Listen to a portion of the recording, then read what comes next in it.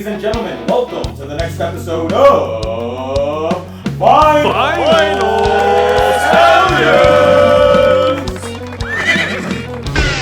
But yes, Stampede, welcome back to another great episode of Vinyl Stallions. We are here with an incredible guest, Mr. Ben Carrey, the bassist of Pigeons Playing Ping Pong. Ben, thank you for joining the show today. My pleasure. Thanks for having me, guys. Yeah, no, and like this is a huge one for me, Ben, and we briefly just talked before, but I didn't give you any sort of background of what you specifically and the Pigeons Playing Ping Pong has done for just my music expansion and knowledge. So I'll toss us back here. Again, I'm located in Cleveland, Ohio, and in early March of 2020, you are touring with Goose, doing the Goose Pigeon Show, and I knew nothing about the jam band world, and a nickname I had was Spruce to Goose, and you throw Pigeons Playing Ping Pong in there, I'm like, you know what, it's time to just dive in a little bit, and my buddy got some tickets, and I can say from that show, I have been enthralled, and my music knowledge has expanded so much. So I first off just want to say thank you very much for exposing me to just what I did not know beforehand. Oh, thanks for being part of it, man. Had you heard of the jam scene previously? You just kind of were like, I'll get involved when I get involved. Yeah, so I started I was a very just nonchalant music listener for a while, and didn't really purposely, I guess, seek out specific ones. It was just whatever was thrown at me radio-wise, or just was in hot playlist or something.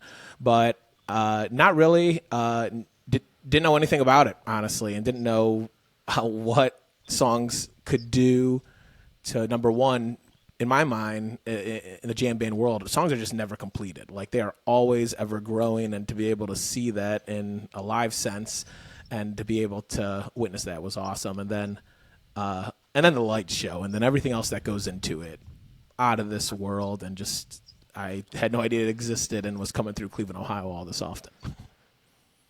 Yeah, Ohio's always been really good to us. I don't remember the first time we played, but I know we did the workout early on, maybe 2012, and we were just blown away by how nice people are, how open to new music, and just friendly, and it's a really good community. It always has been over the years as we've seen it develop. We've obviously had Dome Fest a few years at Legend Valley and played a bunch of other different festivals, including Workout there, Dark Star Jubilee.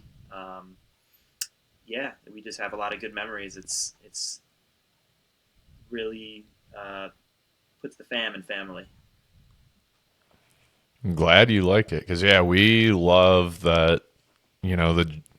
Not just you guys, but jam bands in general, they always seem to find a stop in, whether it be Ohio, Pennsylvania, Michigan, Indiana, we're going to have shows that are going to be accessible. Yeah, a lot of great venues. Just good energy. I guess, take us back to the start, Ben. How did you, I guess, develop interest in the bass, and then sort of find your way into the jam band scene, and then specifically, how'd you find your way into Pigeons Playing Ping Pong? Well, going all the way back, my parents would listen to certain music, such as Bella Fleck and the Flecktones, Victor Wooten. Yeah, crazy band. I love that band. I grew up kind of listening to that kind of vibe, and hearing the bass is more than just following the chord changes and just being a really active instrument. But my first actual instrument was viola, which is the bass version of the violin. I started when I was 4 or 5, but did not stay long. My teacher was probably better cut out as a form of a Whiplash style teacher, like the movie Whiplash, with the drum teacher who's very not my tempo, but she was teaching 5-year-olds, and we had just gotten our first computer for Christmas, and I had a program called Kid Picks. We were supposed to have a calendar. We had a calendar where we put stickers every time we practice, and I didn't love practicing, so instead of putting the stickers on, instead of lying about practicing, I printed out a little Kid Picks sticker on a piece of paper, but it only printed on a quarter of the page and it was in black and white.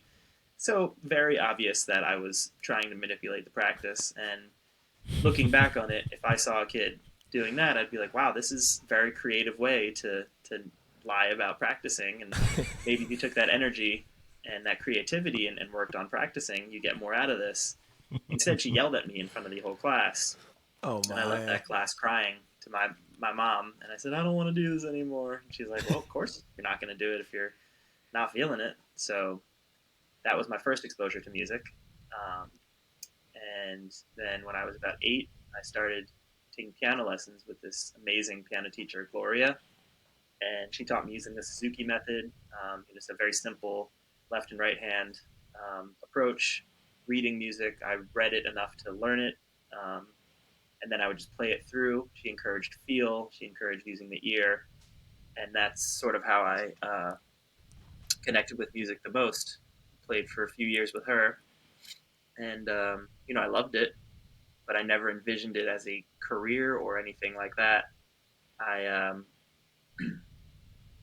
I remember trying out my mom's acoustic guitar she had from when she was in college, an old, 60s era Martin, and just being frustrated. It's like I feel like I'm intelligent. I know how things work, but this guitar I just couldn't figure out. I wasn't using like the internet to learn chords or just play songs like that. I wanted to figure it out as an instrument and like how it all works. And so I got very frustrated with that. I'm like, well, not doing guitar, and somehow hadn't put together that you can be a musician or a rock star playing on piano. So I'd always kind of felt like that was a calling, but didn't understand that you can do it on piano. And then when I was 16, my friend's birthday party, he got a new bass, and he had been playing his dad's old bass, and he showed me a song on it, and I picked it up. And I was like, this makes sense. This is right. I'm sure all those years of listening to Victor Wooten, and the same friend got me into the Chili Peppers was the first like popular music I got Yeah. into. Previous to that, I had just been typing techno into Napster, back when it was Napster, even before Morpheus and Kazaa, and I would just download whatever I could. A lot of it was like that Euro techno rave style music, and I was like, this is fun. I like this. This feels good. And then Owen introduced me to the Chili Peppers. We were at Borders, which also isn't around. I'm dating myself now. At the mall. Nice. Preaching. No, you're hitting me with kid picks, man. Kid picks, kid picks. Yeah. You ever play putt-putt? Oh yeah. That was yeah. That was the good.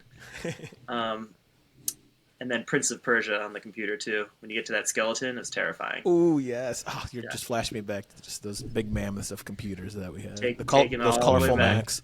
Yep. Yes, exactly. The Macintosh. I remember coming down that morning at Christmas. We had no idea it was going to be a computer, and it just had the screensaver "Merry Christmas" bouncing around. And we were like, Let's go. That's what is awesome. this? I'm sure my parents had stayed up all night setting that thing up. Fantastic. But yeah, so I picked up the bass and just like, I get this. This makes sense. And a couple months later, I had my first bass and was taking lessons from his bass teacher, Dave DeMarco. Shout out. He's an incredible bass teacher and bass player from Maryland. And that sort of got me onto that journey. I was very nervous playing music, even just in my house. I would keep the volume low enough so that the rest of my family couldn't hear, because I'm like, I'm not very good, and I wasn't adept at, getting better by being bad. Maybe that's where some of my resistance to practice was, because it's just hard to not be good, knowing that what I want to do. And then we were, I think it was junior year, either junior or senior year of high school. I was in gym class, and I was talking to this guy, John Adsit, and he's like, oh, I play guitar. We should jam sometime. I'm like, yeah, let's do it. Hadn't ever played with another person. And Greg Schaefer played drums, who I knew peripherally through my brother's friend. And John's like, let's go jam at his house. And he has a drum set. So we went over there, jammed, and by the second time we were together, we were a band called Ellipsis. We had written, I think, 3 songs, and I was stoked about creating music, like creating something from nothing, essentially. It felt really cool, and something I felt passionate about. we were going to be huge. I was recording on a little cassette tape, and I was showing people in my class, like, check out this, what turned out to be really horribly lo-fi recording of a song by high school kids that just jammed for the first time. But I remember that being very exciting, and kept that up with them for a while, played a few shows in backyards and here and there, played the Record Theater in Baltimore, and then we got down to college, and I was jamming some with my friend Owen, who I'm still in a side project now that we formed then called Schwa, and jammed with him a little bit, jammed with my neighbor across the hall, who ended up recording our first album at the college radio station, Funky P. Okay. And jammed with him for a little bit, and ended up playing a show with these two guys in an acoustic duo called Pigeons Playing Ping Pong at the Cambridge Community Center, small little, multi-purpose room. And I'd heard of them before. I knew Jeremy peripherally through high school, through some field parties. And eventually, sophomore year, they needed a place to jam. And I had a house off campus while they were still on campus. And they came over and jammed in the basement with the drummer, Dan, our old drummer, who was with us for like 7 years. Amazing guy, really connected with him. But just like I was nervous playing around my family, I was still not confident in my abilities and didn't feel like I was good enough. So he was looking for a place to jam, and I didn't even go down to jam yet. I just like sat upstairs listening to them.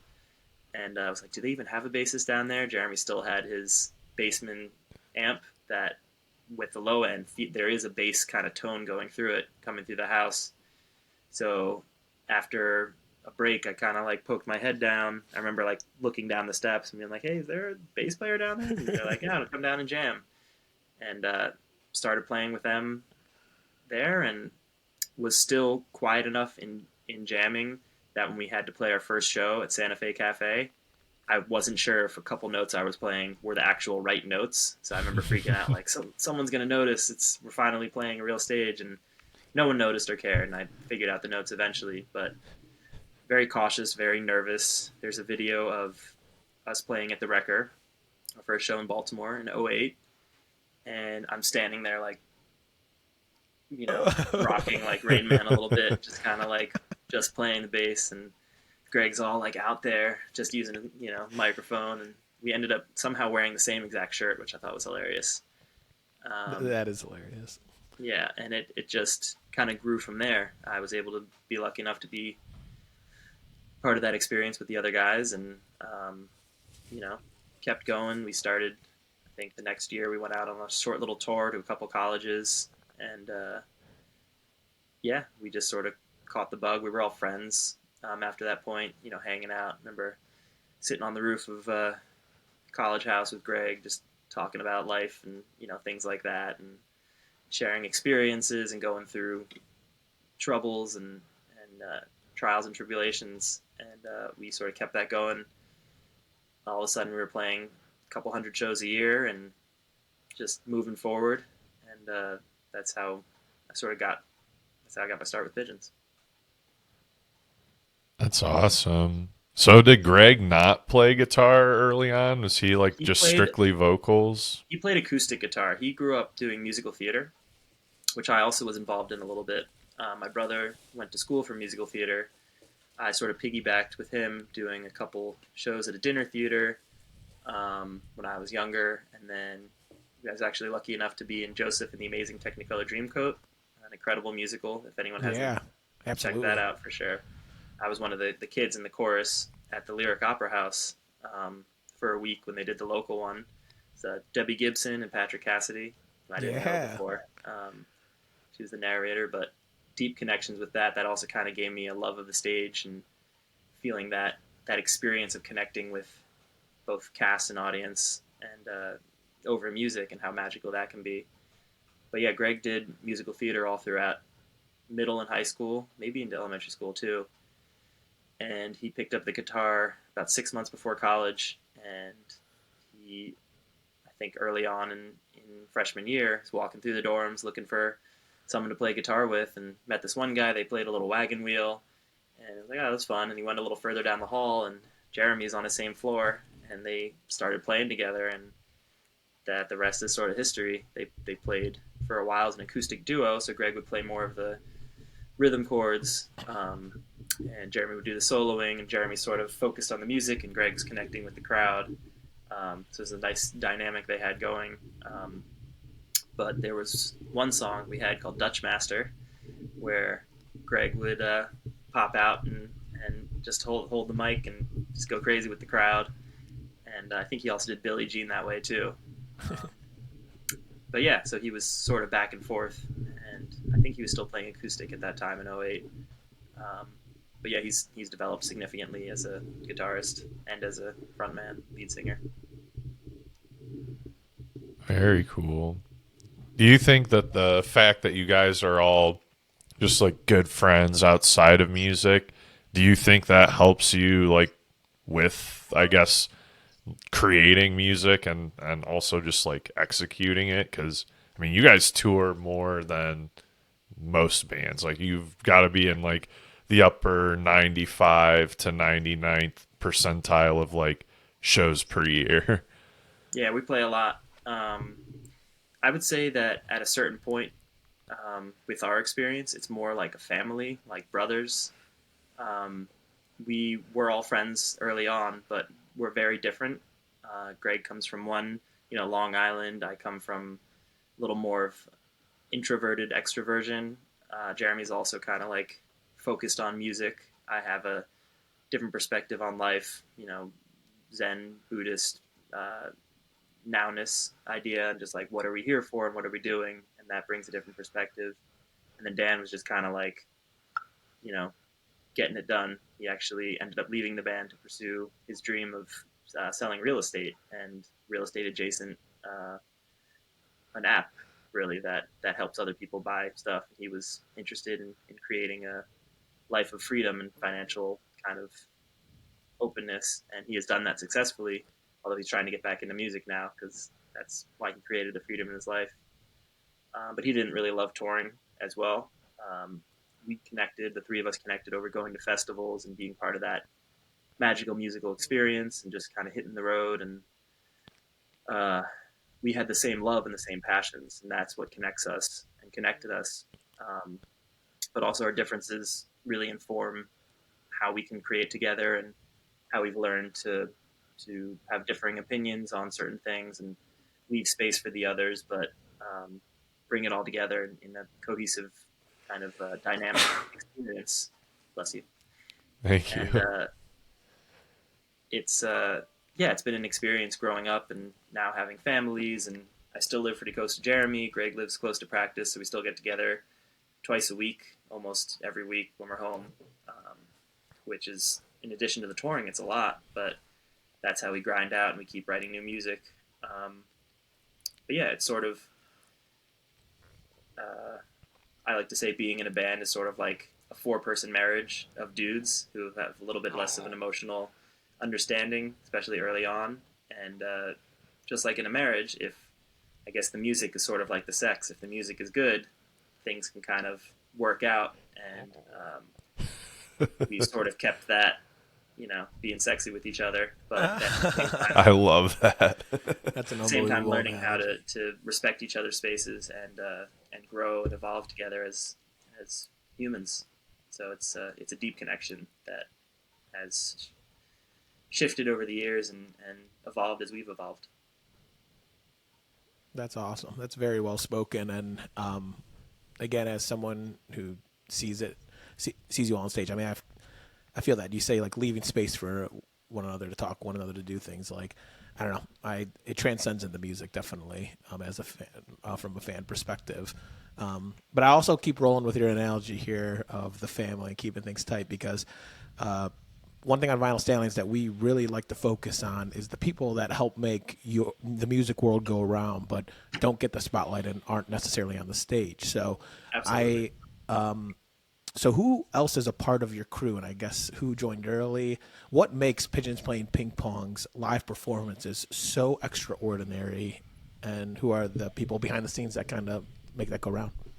Well, early on, we had our friend Aaron Kovelman, who we stopped by Red Rocks one day in Colorado just to visit the site, and he found his way into Aaron, double Aaron, Ronnie Red Rocks. So he was Ronnie Red Rocks for a while, and he was pretty successful in lighting after he left us. But he sort of was our early on a little bit of the tour manager vibe. He would help with advancing and just kind of the cohesive bringing the band together. But the lighting show is really a big part of what makes our experience kind of fully integrative. Ronnie was with us for a couple of years, and then Manny joined the band, and he's been with us for 7 years, I think, and he's just as dialed in as we are, sometimes more so.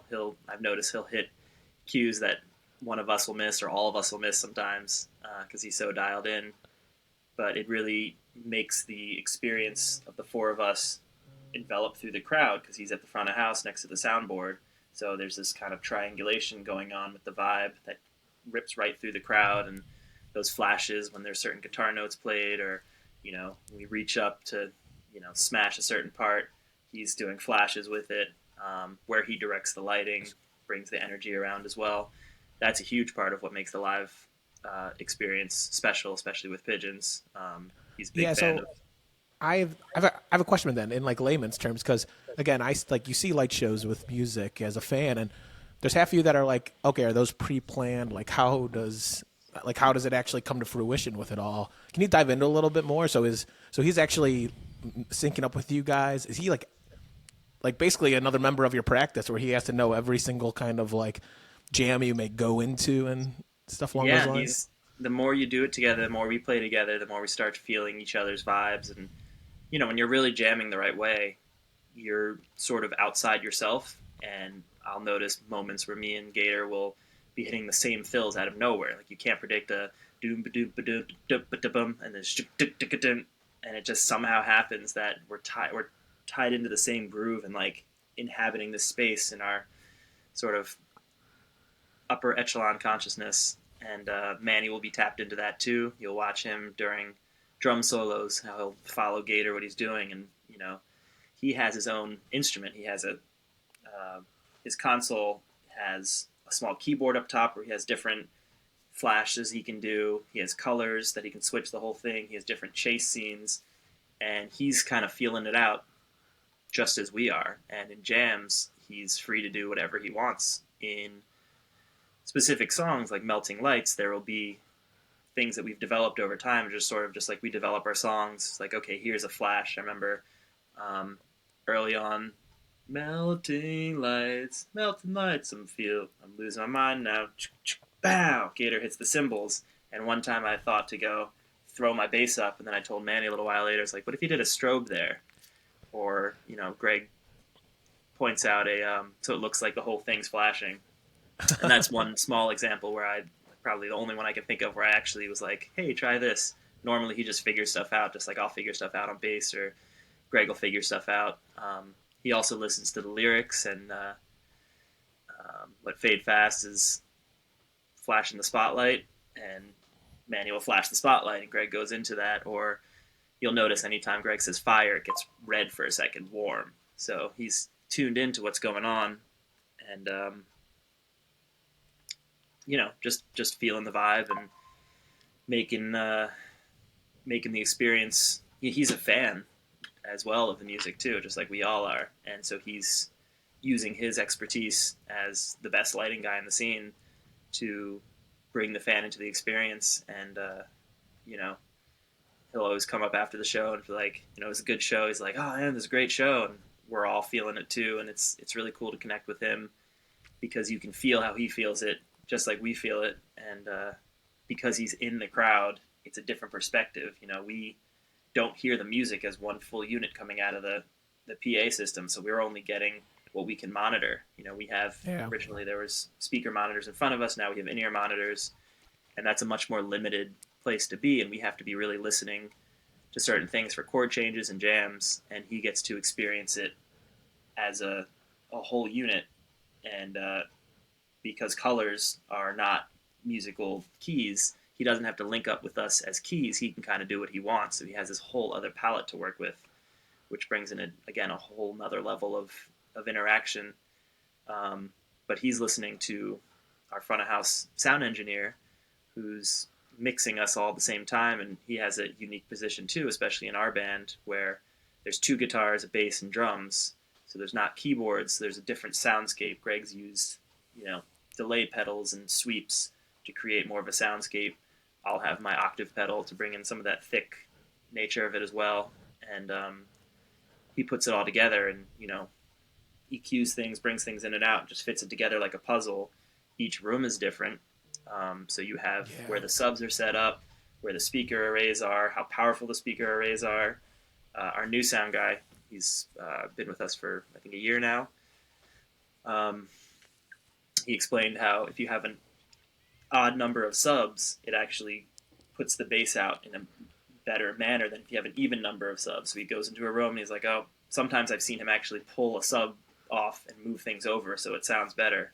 But he's using the room as an instrument as well, and again, bringing people into that vibe. And both he and our long-running sound guy, Eric, before Dylan, their passion is taking our sound and translating it, not necessarily changing it or altering it, but making it have the fidelity to be heard the way it should be heard.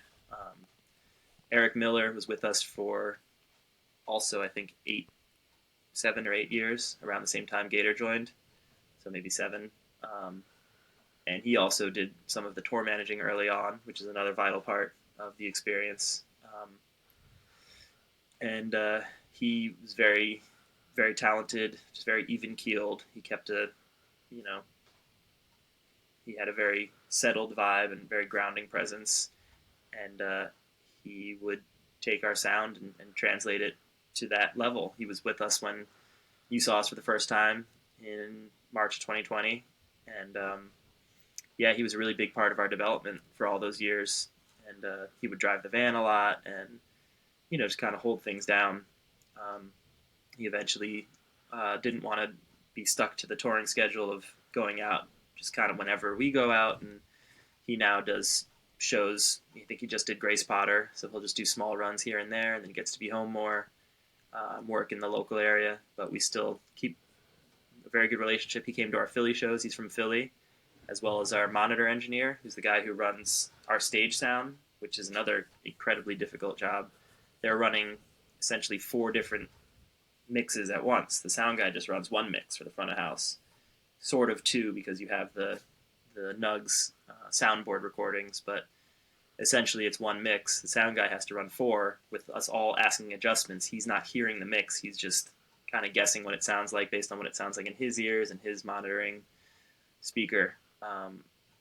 So that's a very difficult job. And Dante DiLoretto actually started with us as a merch guy, and eventually he transitioned over when the house sound guy in a 3-night run in Paradise wasn't cutting it, monitor guy. And so we were like, Dante, you want to try it out? Like, we need someone. And he stepped right in and was with us also for a while until he got a huge opportunity to work with one of his favorite drummers, with Bright Lights, I think. Yes. I think it's the drummer from, I think that's the band. I might be wrong. But the drummer from, I think, Queens of the Stone Age was playing with them. Got you. Bright Eyes. I don't know. No, yeah, I'm pretty sure they came through Cleveland last year. Yeah. So Dante was able to work with them, and by being with us and working so hard, he got to kind of forward his career and his dreams, which was beautiful. He was also a local Philly guy working with Eric in smaller venues, and first time he started with us on merch, he'd never been west of Harrisburg, where we picked him up.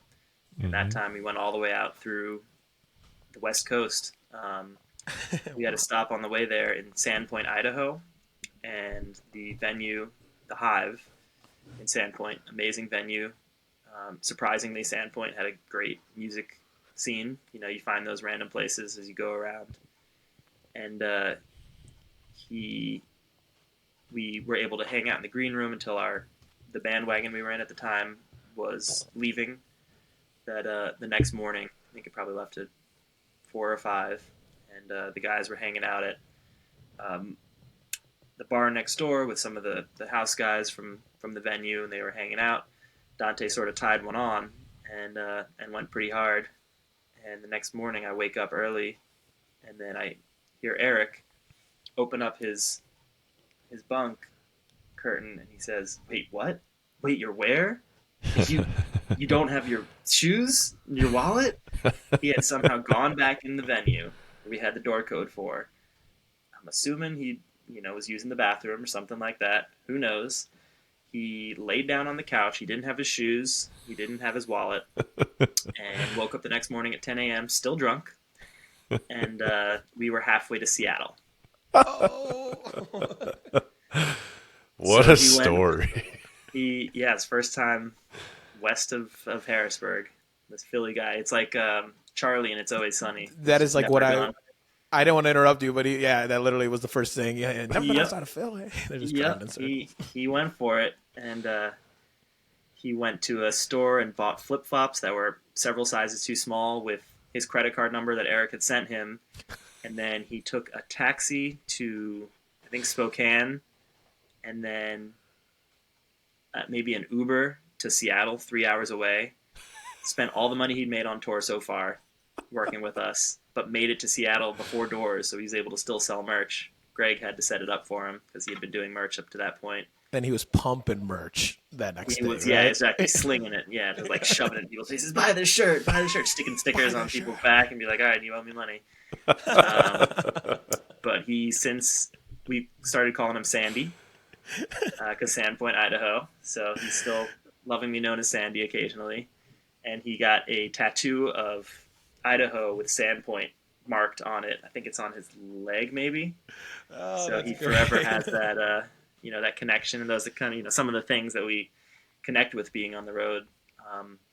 But those are a few of the people who make what we do possible. Also Eric and Dante load in and set up equipment, and they're working all day from the time they wake up till the time they go to sleep, packing the trailer, unloading the trailer, setting up for sound check. Then they're there for sound check. They're on stage before we are. And then the tour manager, our original tour manager, was Kevin. We met him in Michigan.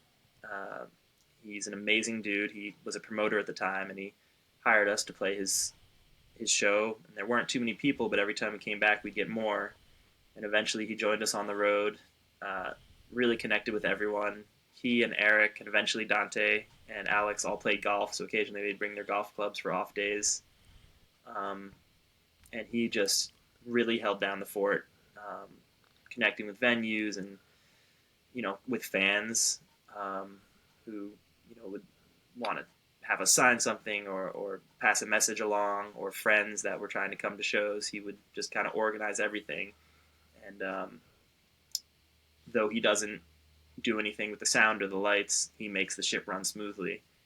And he actually left us around the same time as a little bit before Eric, a couple months before Dante, and then a few months before Eric. He also got an offer he couldn't refuse, working in the cannabis industry in Michigan, doing like a huge multi-million-dollar facility, management thing. And, he also didn't love being gone as much as he did. His wife was at home, and, it was hard on them as well. So he's now able to stay home. He came out to our show in Detroit, hung out with us, brought some of his product to try out.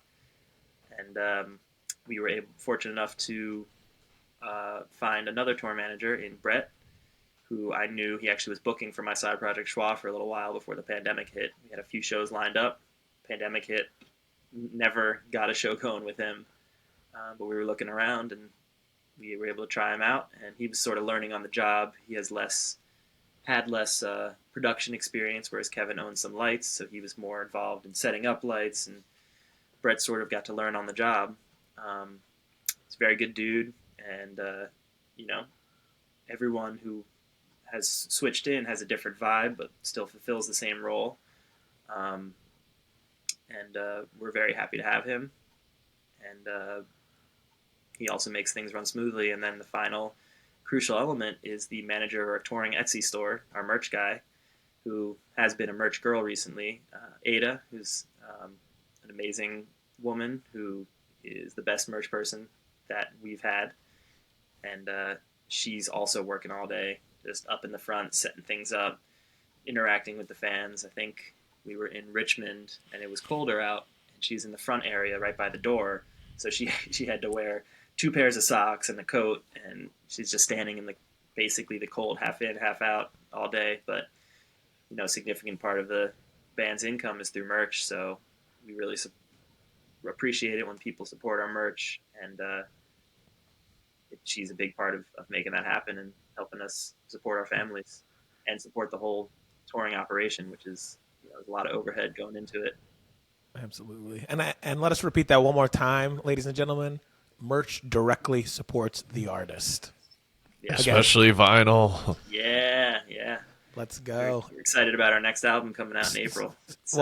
That is right where my head was going. Yeah. Speaking of merch. Yeah, there you go. Absolutely. So, you guys just recently announced this new album, Day and Time, coming out April 26th.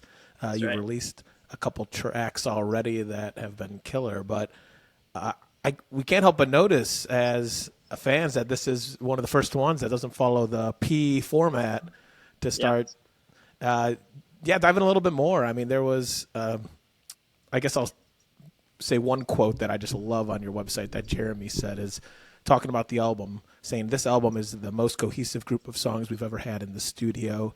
On our previous albums, there were usually older songs mixed in with newer material. However, all the tracks on Day and Time really represent our current writing style and where you guys are as a band today. Yeah, it's an opportunity to sort of move forward, and as we've evolved, some of the conversations we'll finish an album and we're like, all right, what do we name it? And we just go through all the same P's we've had. Now it's funny, once we had Day and Time, we got the album art. It wasn't until after we released the name, someone's like, looks like a portal. I'm like, could have done Portal. But that's, if anyone's asking, that's the unofficial name, so that's the fans can call it the Portal album. Let's go.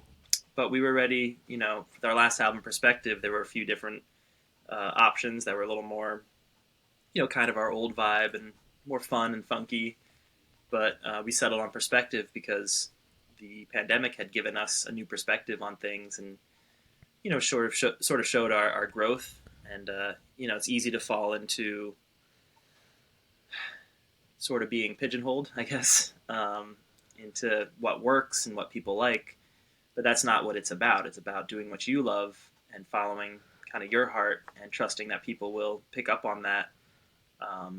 We just released a new song we wrote in the past few weeks. We started working on it, I believe, right at the end of 2023. Released it at the Capitol Theater. It's called Feet on the Ground, and it is a much different writing style than even the songs on Perspective or even the songs on Day and Time. It's kind of a little more, not mature, but like more relaxed and patient in getting to the peak. But we all put that together as a group. Early on, we would write songs. I mean, you have the song Surreal, for example, that we literally jammed into live at the Shepherdstown Opera House for, I think, 9 or 10 fans were there. Half of them were decked out in like full festy regalia. We hung out with them after in the green room and became lifelong friends with that group. We'd known them peripherally, but it was such a loose show that we sort of jammed into. I was just playing the bass line, and Jeremy goes, bam, bam, bam, bam, bam, bam, bam, bam, and Greg starts singing, I am lost inside my mind. Psychedelic, flashing lights and psychedelic sounds. He was just singing what was in front of him. But that's an example of a song that sort of came out at a live show. A lot of our other songs develop at a live show, just like with Manny, working through things. We figure out what works, what doesn't. We're in front of a crowd. We see what they react to. But as we've gone further, as we've gotten into the studio and tried to lay down our live sound in a way that translates to a studio format, working with Steve from Right Way Studios, who's helped us hone in and tell us what works and what doesn't work, we sort of have a much more intuitive understanding of how our songs are put together before we need to play it live in front of everyone.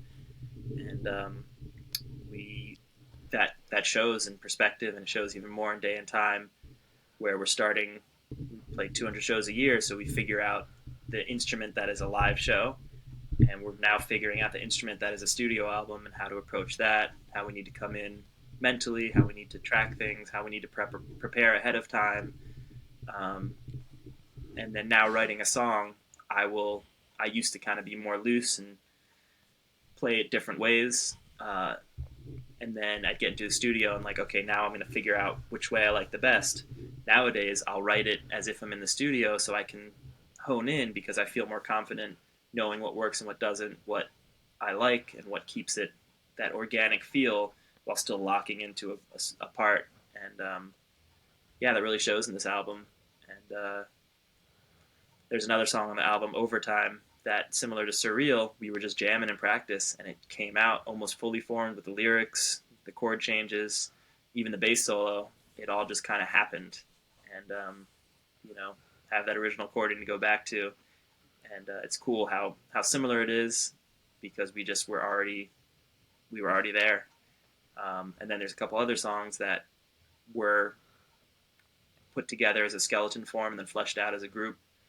Um, but we're always writing new stuff. We already have enough new material to put out another album, so always going back in, and it's a constant rolling process. I mean, Day and Time we recorded a while ago, and we're finally getting it out there to the people, and it's exciting to just keep moving forward.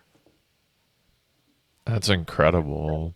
When you guys track, are you always like in a studio together, like in the room collaborating, or do you guys record in your own space and then send to, whoever's going to be mixing?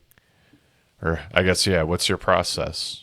Well, for the studio albums, we have been working with Steve from Right Way Studios since after Psychology. So I think the first one was Pleasure, I believe, if I'm Yeah, not it's mistaken. like every Gator album, basically, right? Yeah. I think the first one had Partial Gator and Okay. Partial Dan. I think that was the last one that kind of bled over. Um, but we start by tracking the drums in the main room. We're all in that same room. We record. The bass is in a separate room. Greg's guitar is in the piano room. Jeremy's guitar amp is in the hallway between the tracking room and the mixing room. And so it's fully silent in the studio, to the point where when we finish a song, no one can click a pedal. We have to just wait. And we've made that mistake. If we've had a great take and then someone clicks a pedal to turn it off, because that's what we naturally are used to doing. It's like, oh, wait, we got to let the cymbals ring out a little more so it doesn't click through. But we track the drums. We usually do, I mean, Gator can lock it in after 2 or 3 takes, but we usually do at least 5 or 6, sometimes more if it's longer or more involved. And at that point, Gator goes in to the mixing room and listens to all the takes and subs in, like, okay, this snare pattern here, or like this hit on the cymbal works better here. And Steve compiles it, again, using the mixing software like an instrument, Pro Tools. You'll see him fluttering around on the keyboard and pulling this in here and there, and merging the takes into one final take, get the drum takes locked in. And we usually do 3, sometimes 4 songs a day that way, getting all the drums locked in, because the drums need to be tuned and set up. And so we have the drum tracking as 1 week usually, or a few days. And then from that point, I go in and I do the same thing, where I listen to the 5 or 6 bass takes, and working early with Steve, I would have tried out a few different things, what I'm used to doing live, like I try this way, I try that way, and we compile and sort of would write a bass line together. Um, and he taught me a lot about what works with the other instruments, especially in the zoomed in world of the studio. And I learned what I liked about my playing, but what also has to work with the vibe altogether. Again, I didn't find it as in, the important part of playing bass wasn't just following the chord changes. The bass needs to have its own life and work with the other 3 instruments to create a full dynamic. I think you should be able to listen to each instrument and have some sort of groove going. Now, when they fit together, it lifts all of them up, and the whole is greater than the sum of the parts. But I find it important to be able to tune into each one and still feel that bubbly kind of groovy feeling. Um, but I'll lock in my parts. There's often Jeremy would be in there working on stuff, and or I'll have him come in for certain things like, hey, listen to this and tell me what you think, and he'll have an idea. But I'll have my pedal board in the mixing room with Steve. My bass is still in the little bass closet area, and we'll get to go through parts. And if it doesn't work together, I'll try a new part, and maybe take a section, one section at a time, and just play it in and work with all those pieces and kind of create something. Then we have rhythm guitar. Jeremy and Greg put their parts in. Jeremy spends a while working on solos. He is such a perfectionist, and live you just get to do a solo and it's off to the winds. But in a studio, it's locked in forever, essentially. Mm-hmm. And so he finds that very difficult, and spending all the time just like focusing in, and you kind of have to take breaks where you can. So once all the instruments are laid down, only after everything's in tune and perfect, that's when the vocals can start.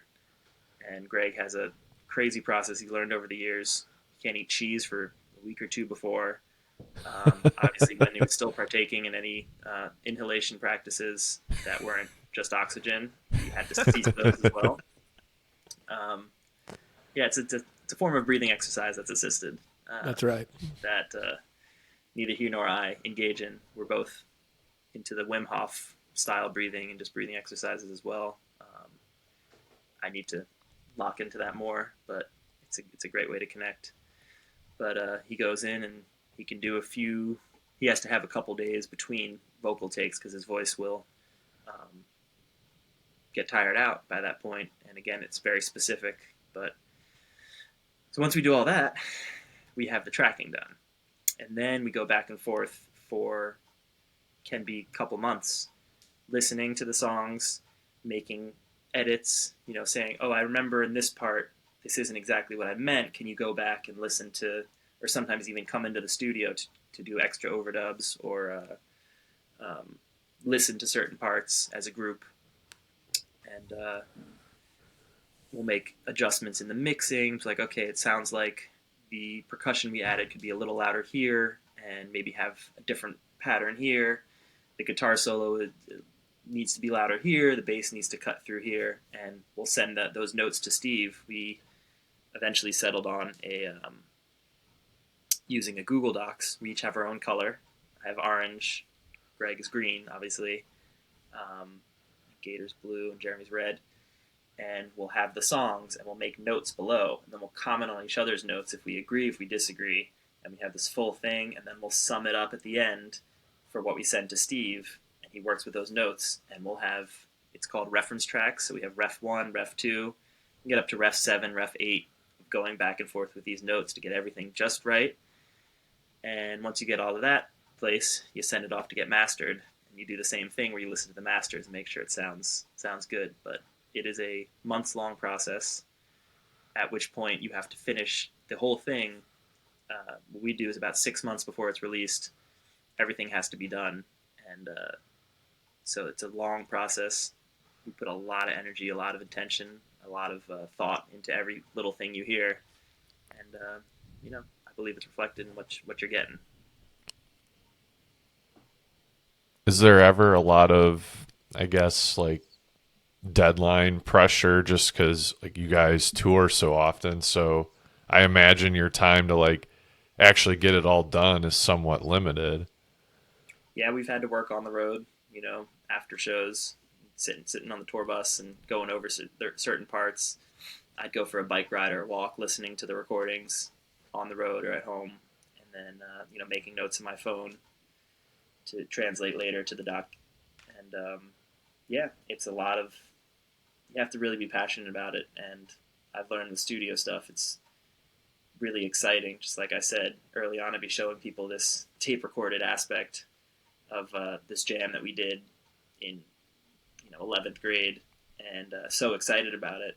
Now the excitement is more when I'm working on it, and by the time it goes out, I've sort of released it, and it's very rewarding to hear that you guys like Perspective, But the real sense of accomplishment I feel was when I was happy with it, and I love that you like it, but I'm already on to the next one. Mm-hmm. And it's cool how that's transitioned rather than being like, check it out. Now so many more people are checking it out, but sort of let it be. But in terms of deadlines, they'll come. We'll have to push them back sometimes because if it's not ready, it's not ready. And Yeah. it's a constant maneuver with management, with us individually. And the key is that we get it right. We're not going to rush something out that's not ready, but we've again learned to set deadlines ahead of when they're actually really due and try to stick to that so that when we're 2 weeks late, it's not the end of the world. That makes sense. It's never the end of the world. The world's, Yeah. so far it's been going through a lot of stuff, and us not hitting a deadline shouldn't contribute to that. Big time. No, and I mean, just again, looking at you guys' website, you guys give a rundown of some of these other feature artists that you have. Here Come the Mummies is a band that I have been wanting to see for so long. My uncle keeps telling me about them, and I have not got a chance to see them when they swung through Cleveland. But, I mean, they're on a track. The Main Squeeze is another band that I've just dove into, and Benny Smiley Silverstein's on it. Yep. Hell, we've even talked about Chalk Dinosaur, John O'Halloran, a former Stallion, and also just recently played at our Soiree at the Stallions charity concert up here in Cleveland, Ohio, about 2 weeks ago. So, I guess how does that fit?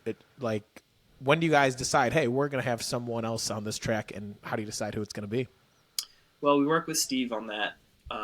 We'll present him a track, send him a live version or one we've recorded at practice, and we'll either agree or he'll, again, early on, he was sort of leading some of that.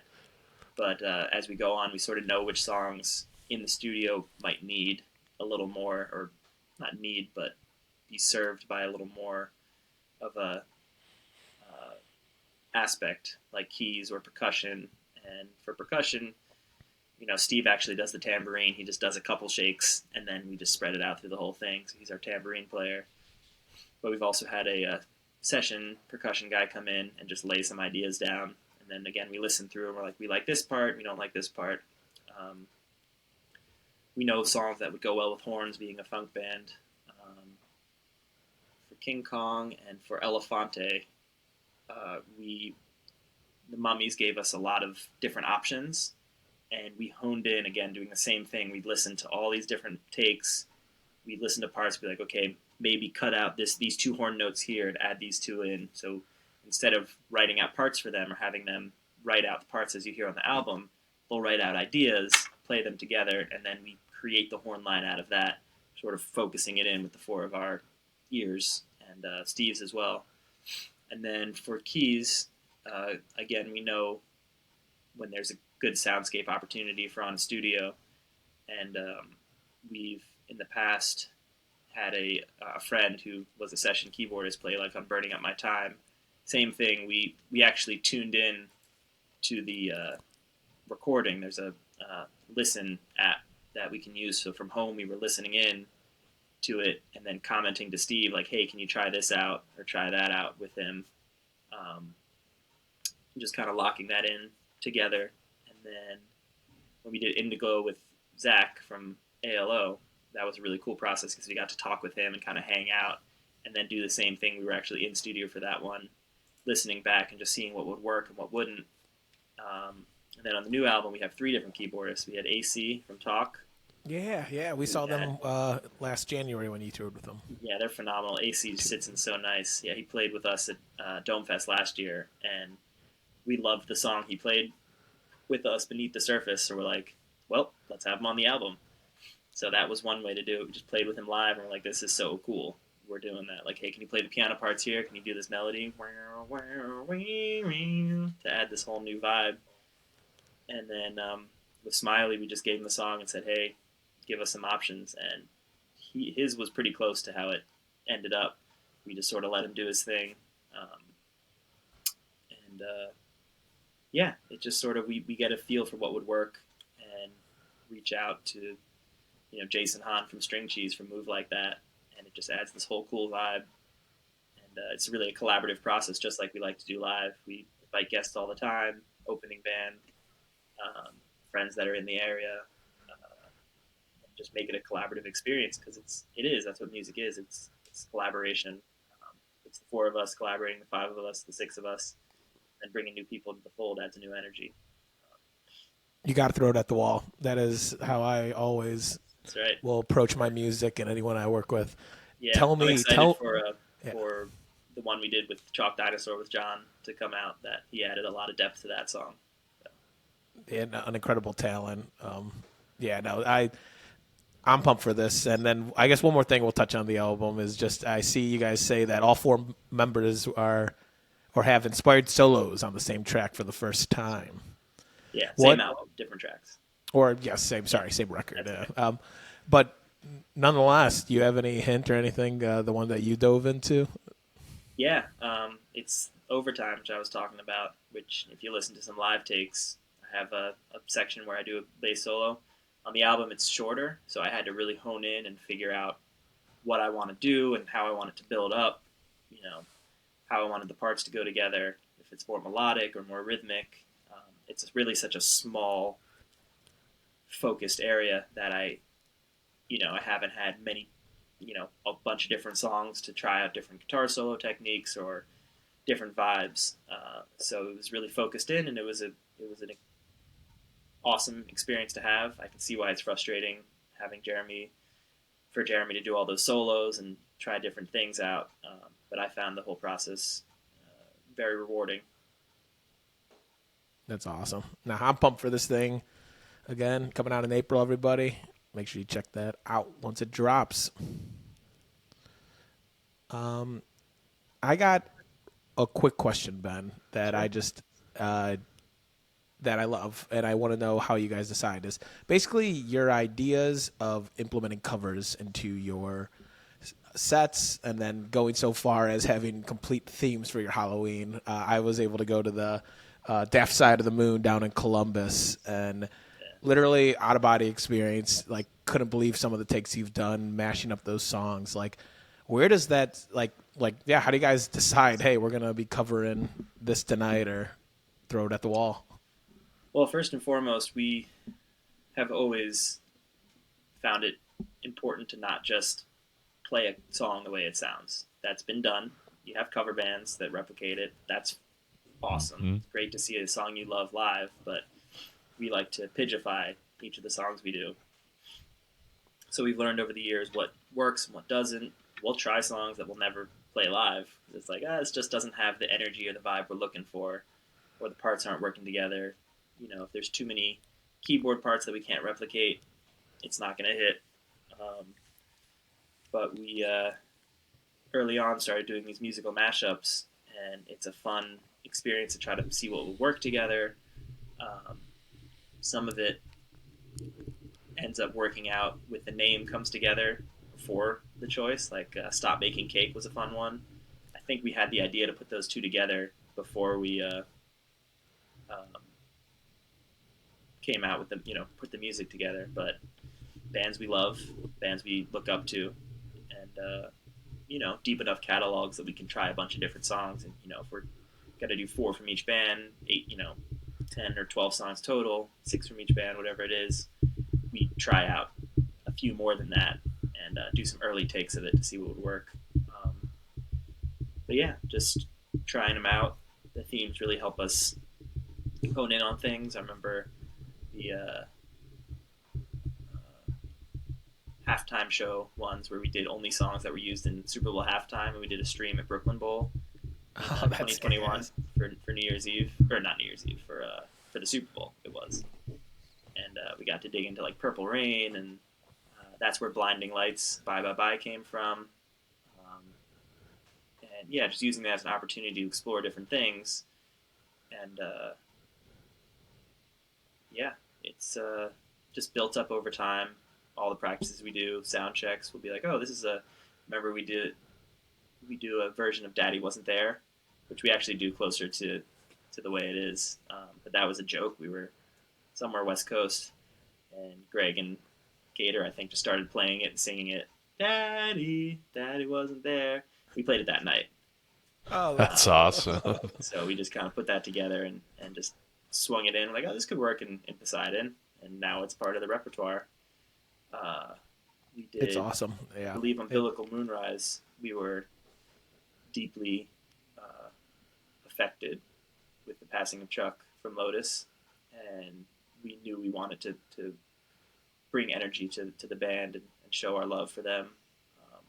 So we worked on it that day at soundcheck and played it. It was in Woolies, which is not Iowa, but somewhere on our way back from West Coast. Great venue, Mm-hmm. or maybe it was Gabe's. Doesn't matter. I know there's a barcade next door that we were hanging out at, but being able to kind of work with that and put it together quickly or take a long time figuring out how our Halloween themes will go together. Foo Fighters, mashing some Who songs with Foo Fighters was incredible. Seeing how both of those bands put music together, seeing how the bass worked, and then putting our own spin on it. It's it's a labor of love, and it's what we enjoy and what challenges us as well.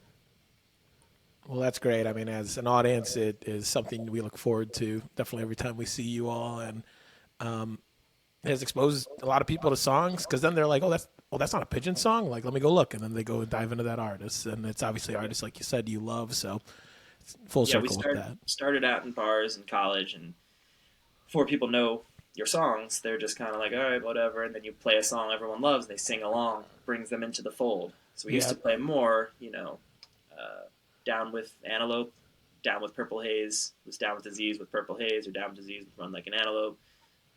Fish. Yeah, Wall Street was The Wall mixed with Shakedown Street, which is a fun one we used to do a lot. We've gotten away from those types as much and doing more unique covers. Medicated Goo was a fun one that we did a while back for the New Year's Steve. But No, yeah, it's crazy, man. we still want to bring people into it. And now we have songs that are almost covers in of themselves. We play Melting Lights and everyone sings along. So that fulfills the role of a cover. We have a few known songs we sprinkle in with lesser known songs that create the vibe, the magical vibe of the set that bring that out of body experience, and try to do, around one cover each set to bring people into it and spice things up for us and create new transitions and keep the set list spicy every day. So yeah, I mean, dive into a little bit. I don't know if you're gonna ask that, Club. It kind of felt like you were, but just how does a set list get created for a Pigeons Playing Ping Pong? Is there audibles at the halftime when you go into set two? Is it looking at what you've played there last, or looking at what you just played last on the tour? What goes Always into what that? we played last and what we played last on the tour. If we're in the same area, even if we're in, I don't know, close enough markets, like let's say Cleveland and Columbus, we're not going to try to play something we played even last time in Cleveland and Columbus, cover wise. Original is a little different, but still we'll try not to to give people an opportunity to see different songs and give them a reason to come to different shows. And we'll put together a song list and then kind of mess around with the order of things and where transitions could happen. Jeremy takes the lead on. He's very passionate on working a song list, again, like an instrument or like its own form of art, Mm-hmm. and he'll work on it ahead of time, maybe on the van or the bus on the way to the venues. Have a song list. He'll send out song ideas. We'll say we like this, we don't like that. He'll put together a set list idea, and then often it'll be before the show or before sound check. We'll have ideas that we'll try them out and decide if we like this, if we don't like that. And then we always have a few audible options that if we're short on time or we need an extra song, we'll talk about that ahead of time. And again, as the years have gone on, it's sort of more second nature to us, and we all kind of know what to do. We're coming up to an end of the song. We know we have a little more time left. We know there's a few options, and maybe me and Jeremy will look and be like, this song, or Greg will, because Greg's singing sometimes, so we have to decide. One time we actually both had different song ideas. We did rock, paper, scissors on stage to figure out what to play. That was fun. But just keeping it light, and there's no wrong answer, but just kind of going with the flow. Do we need a more energetic song here? all of us will say, oh, well, this song probably would work better in second set, or would this be a good opener, or why don't we leave this one for encore? Usually towards the end of second set, because we'll be jamming out stuff, the last song of the set ends up being the encore, and we leave the encore off. But yeah, there's just a lot of feeling it out and kind of exploring and experimenting the way we do with our jams.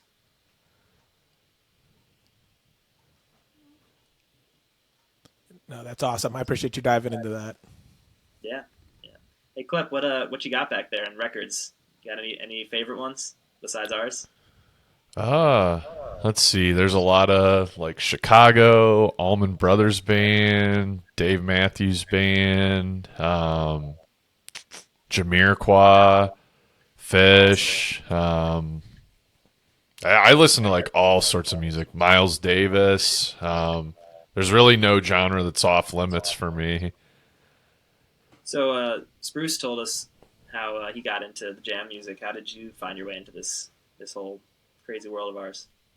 So I've been really into jam bands for a long time, like probably around like 2013, 2014 is like when I started getting into it. Like Fish and Dave Matthews Band, I was just like really into those, and then I kind of started discovering, more jam bands from there, like, Pigeons, Goose, Humphreys McGee, Mo. Yeah, and I just like keep finding more. Like Widespread Panic was a band like Spruce and I were texting each other about yesterday. And yeah, it's so cool because it's all kind of like the same idea, but like these different bands use different mediums. Like you guys are like very funk oriented. Like a band like Humphreys McGee's more like hard rock. Like a band like what? Progressive, kind of like Yeah, they totally have like that prog flavor to it. Yeah, like Dave's like a little more folky, Fish is a little more jazzy, like Grateful Dead, they're like more bluesy, but it's all like the same spirit. Yep, yeah, you're tapping into the same vibe. I mean, La Special's really hard, but the idea of I guess to bring the whole conversation to a nice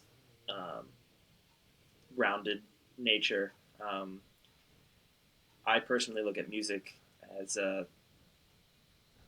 live music as we're sort of all worshiping together. We're sort of worshiping at the altar of music and connecting that way. And there's many different paths, just like with religion or spirituality, or even just tapping into your own connection if you don't have any of that aspect to the coming together with others.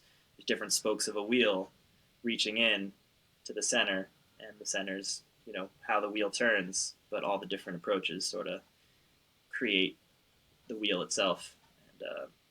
And that's sort of my philosophy with music, and we each have our own perspective, and it's nice to see your record collection back there, and I got mine upstairs. I'm still working on. Gator's always picking up new records and continually being inspired. It's really, really cool. That's awesome. I'm sure you guys know. Yeah, no, that's cool that you're into vinyl. What's like some of the stuff that you find yourself listening to a lot? I haven't gotten my vinyl collection up enough, but there's some random bands I found, like Crumb, which is like really cool and groovy. Mm-hmm. I'm trying to think. Yeah, I've heard of them. Yeah, I got my hands on Circles by Mac Miller, which is a foundational album to me. But yeah, I just love the feel of putting a vinyl on. We just got our test pressing to make sure everything sounded good day and time, and I'm just like holding our music in our hands, and you can see the grooves. Like, this is the music. Yeah. And no, man, it's important, especially, I don't know, there's something about being able to take, like we keep talking about taking a breath in this conversation, is just being able to walk over, take a breath, process what you've heard on that side, and then be able to say, this is purposely meant to be flipped like this. And yeah, absolutely. Yeah, it's a fully immersive thing. Abbey Road, and you come on, you finish with I Want You, and then Here Comes the Sun, we flip around. Yeah, damn. Mm-hmm. That was an album we actually did recently here on Vinyl Stallions. Shout out. But yeah, Ben, no, we appreciate you. Number one, taking some time to talk with us. Yeah, appreciate you guys. Your performance on stage as well is inspiring. How much you transcend the music you're playing outwards, and in your outfits. I fucking love your outfits, Ben. Like all the hats, keep them coming. Thanks. Yeah, I've been put a lot of pressure on myself early on with that, and I like being able to bring that energy in, but part of my approach stylistically has always been evolving and doing what feels right. And right now, at the Cap Theater, I wore this all gold thing, pants and shirt that I'd acquired.